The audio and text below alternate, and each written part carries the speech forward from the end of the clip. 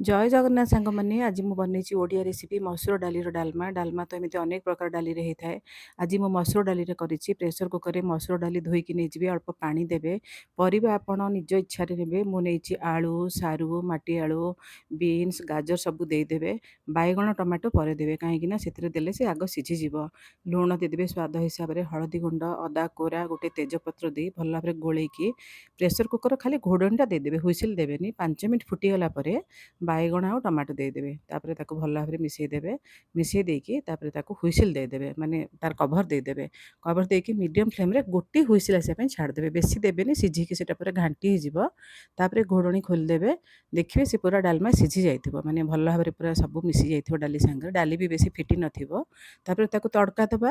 ଗୋଟେ ତଡ଼କା ପ୍ୟାନ୍ ନେଇଯିବେ, ସେଥିରେ ଅଳ୍ପ ସୋରିଷ ତେଲ, ଶୁଖିଲା ଲଙ୍କା, ଜିରା, ସୋରିଷ, ଟିକେ ହେଙ୍ଗୁ ଦେଇଦେବେ।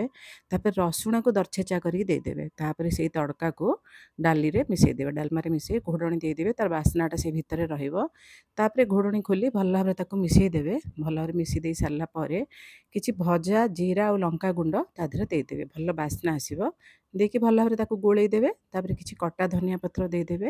କଟା ଧନିଆ ପତ୍ର ଦେଇ ତାକୁ ମଧ୍ୟ ଭଲ ଭାବରେ ଗୋଳେଇ ଦେବେ। ଏହି ଡାଲମା ଗରମ ଭାତରେ, ରୁଟି, ପରଟାକୁ ଯେଉଁଥିରେ ଖାଇବେ ଭଲ ଲାଗିବ। ଯଦି ମୋ ରୋଷେଇ ଆପଣମାନଙ୍କୁ ଭଲ ଲାଗିଥିବ, ୟୁଟ୍ୟୁବରେ ସବସ୍କ୍ରାଇବ୍, ଫେସବୁକ୍ ପେଜ୍, ଇନଷ୍ଟାଗ୍ରାମରେ ଫଲୋ କରିଦେବେ, ଲାଇକ୍, କମେଣ୍ଟ, ସେୟାର କରିଦେବେ।